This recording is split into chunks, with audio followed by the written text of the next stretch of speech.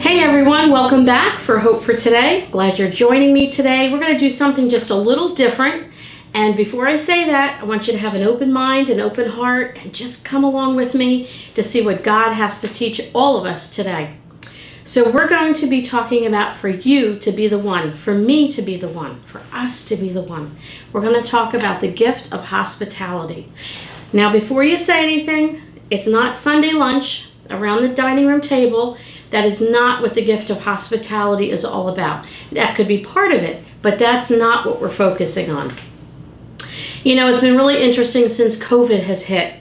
Life has changed in so many ways, and it's caused people to, I think, have to deal with some fears and anxieties that they've had buried away for a while. I think being alone and just not having contact with people and life being different and uncertain, I think it has brought many people to feel uncomfortable and have to deal with certain fears, and I think it's elevated fears in people. And with that, I think it has caused loneliness in people's lives. They feel hopelessness. I don't think they feel part of anything. They don't feel part of people. They don't feel part of life.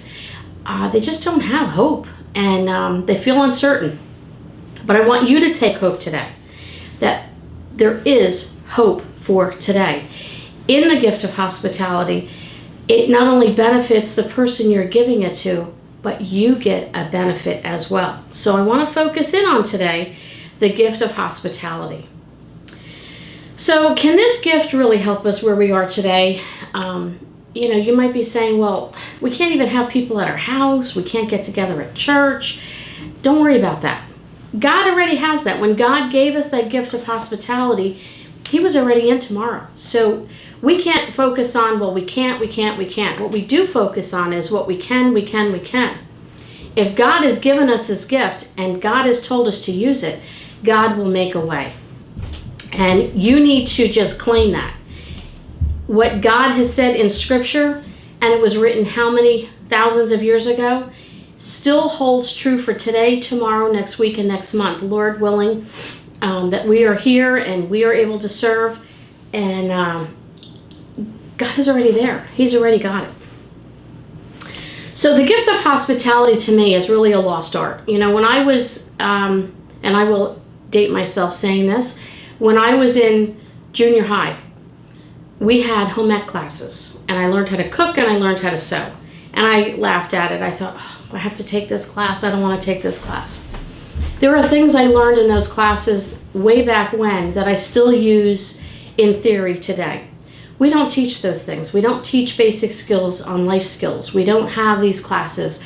We don't teach these things in our church to our young girls. And my grandparents and my husband's grandparents were, even my parents and my in-laws had you over for Sunday lunch. It just was known that Sunday lunch there would be people around your dining room table, and they weren't necessarily people in your family.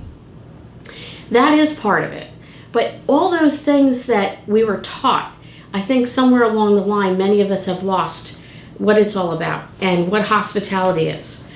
I think the older generation knew what it was and knew how important it was, and they practiced it. But I think many of us growing up, you know, things got busy. We work Sundays. Everybody's schedule's different. We're more on texting, and instead of talking to people face to face, we do more emailing and social media. Now, that's not to say that that doesn't have a place, which it does. But there's something about the one-on-one connection that still stands firm in Scripture about hospitality. In times like this, we have social distancing. We're wearing masks. We're separate, you know, got to stay 6 feet apart. We have less contact with people. We can't meet in certain places. Kids can't go to school and so on. This is all part of our daily lives. I think right now the gift of hospitality, if ever before, is needed right now. I still want you to hang in there with me. If you're saying, but that's not my gift, I haven't been blessed with that, I'm going to prove you wrong. So you hang in there with me. People need to feel liked. People need to feel loved. People need to feel safe. People need to feel needed. They need to feel they're part of something and that they matter. Don't you need to feel like that? Don't you want it when you walk in a room for someone to say, hey, it's Lynn Wilson, I'm glad to see you. Or here, come be part of something. You want to feel like you're liked and you're loved and you're needed, and it makes you feel good. It makes you feel happy inside. When is the last time that someone reached out to you and shared a smile, shared a gift of hospitality in some way or fashion? Can you remember how you felt? Didn't that kind of lift your spirits? You just felt a little bit better, and I would say there's a little bit more pep in your step. You just felt better. You know how you felt. Can you only imagine when you turn around and you do that for someone else? You're just brightening somebody else's day the way you were brightened up. There is a benefit to not only being the receiver, but being the giver. So that's a lot of my opinion and a lot of my thoughts on that. But let's go back to Scripture. Does the Bible really tell us that there is a gift of hospitality and that we should be using it? You know, everything we say, it's very easy to say from the pulpit or from this desk here or just in conversation, you know, God said we should be doing this. But whatever that we say to each other that God said, you better be able to back it up with Scripture. So let's look in Romans 12:13. It says, share with the Lord's people who are in need, practice hospitality. Share with the Lord's people who are in need, practice hospitality. It doesn't say who are in need of, it just says who are in need. It could be emotional, it could be financial, it could be food, it could be all kinds of things. And then in 1 Peter chapter 4, verses 9 and 10, it says show hospitality to one another without complaining. Just as each one has received a gift, use it to serve one another. Without complaining. So that means on Sunday when you're having people over, you're not saying, I can't believe I got to have them over. Oh, they drive me crazy. But that's who God laid on your heart to have over. Why are you complaining? I know I've done that, so I'm guilty. So what's the biblical meaning of hospitality? So hospitality is treating strangers and friends the same. You are not to pick and choose, well, I like that one a little bit better and not so much them, or they're kind of weird, or they smell and look funny, or, you know, this one, they don't dress the way I dress, and they don't talk like I talk. So you don't pick and choose who gets what level of hospitality. You are to show it the same to each person. You're to make each other feel welcomed into your home and into your life. You're just sharing with humanity. You're just being a human being. So let's get to the basics. What is hospitality in plain English? It's showing friendship. It's showing the love of Christ, most importantly. It's sharing with others. It's giving to others. It's being part of someone's life, even if it's for a short time. Hospitality doesn't mean a lifelong commitment. It could be just a 5-minute thing that God has laid on your heart to show hospitality to someone who you've never met and maybe will never see again. It could only be 5 minutes. It's reaching out to someone. It's putting others first. It's giving back, and it's making someone feel comfortable. Who has this gift? Not just women. It doesn't say this is for women. A lot of times we think hospitality home and we think it's for the women. This is for men or women. It doesn't say any age. It doesn't say when you're over the age of. It doesn't say that. The gift is for all of us. Yes, some have a stronger gift of hospitality, I guess you could say, than others, but it is for all of us. It does not say the gift of hospitality and these are the qualifications. But plain and simple, it just means to be a friend to someone. I would say that's the easiest way to describe it. So how much does this cost? Because you're probably saying, you know, I don't have a lot of money. I really don't have a lot of resources. I don't have a lot of time. It costs yourself. Extending yourself to another person without expecting any payment in return. You're not doing this, all right, I did you a favor, now you do me a favor. No. This is just extending yourself because God has led you to do this. End of the conversation. You might not even get a thank you in return. We're not to expect anything in return. So why should we do this? You know, you might say to me, okay, well, everything's fine, but why should I do this? Because we've been instructed to in Scripture. You go back to Romans, it says practice hospitality. You go back to 1 Peter, it says show hospitality one to another. Well, there you go. Plain and simple. It's right in the Bible. You can't argue with that. All right. What if you don't have that gift of hospitality? You might say to me, I'm not really, that doesn't fit into my realm of things. And listen, the gift of hospitality can come in many shapes and forms. It doesn't always mean you have that huge Sunday lunch at your house.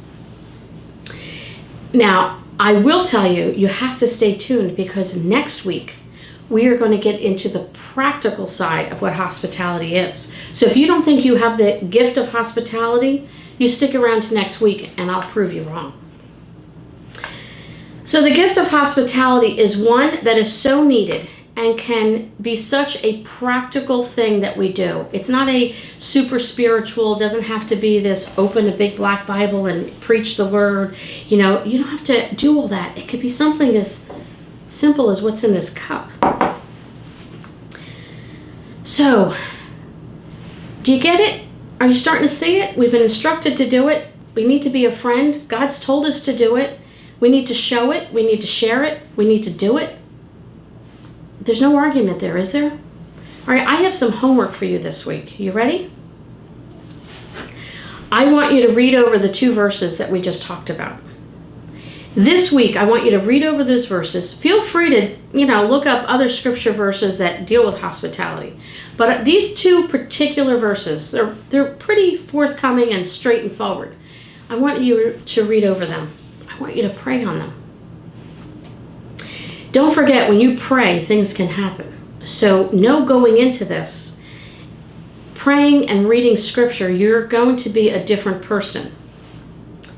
Ask God to reveal to you how that gift fits into your life. Now, again, everybody's different. We're going to be talking about that more next week. Some people are outgoing, some people are very shy. Some people are very rich, some people are very poor. Some people have a beautiful home, some people live in a cardboard box. Again, I didn't see anything in scripture about your house has to look like, your finances need to be, you need to be male, female, this age, this gender, this denomination, this nationality. You need to have blonde hair, blue eyes, or brown hair and green eyes. It doesn't say anything. It says to show hospitality, to give one to another. So I want you to ask God to reveal in your particular personal life, how does this gift fit?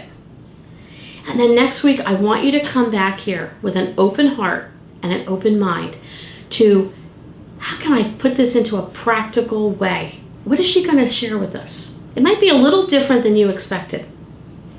I'll tell you, this is a money-back guarantee. If you were to see a sales pitch on TV and they say money-back guarantee, you know that without a doubt, if you didn't like it, you can get your money back. Well, this is something the Lord has instructed us. I can guarantee you, from my own life and from others, you can ask anyone, when you've done something that the Lord has told you to do, whether or not that person accepted it well or not, when you've done something and you've given, you know you did right in the eyes of the Lord. There's times where I've done something and I said, Lord, I did it.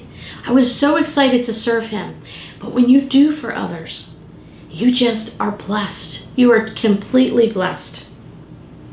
So today, I want you to be the one who offers it. I want you to be the one who extends a hand of friendship and a hand of hospitality. So stay tuned for part 2 next week. Thanks for joining me today. Leave me a comment below. Any questions that you might have, I'll leave my email in the description below, and I'd love to hear from you. Thanks for stopping by.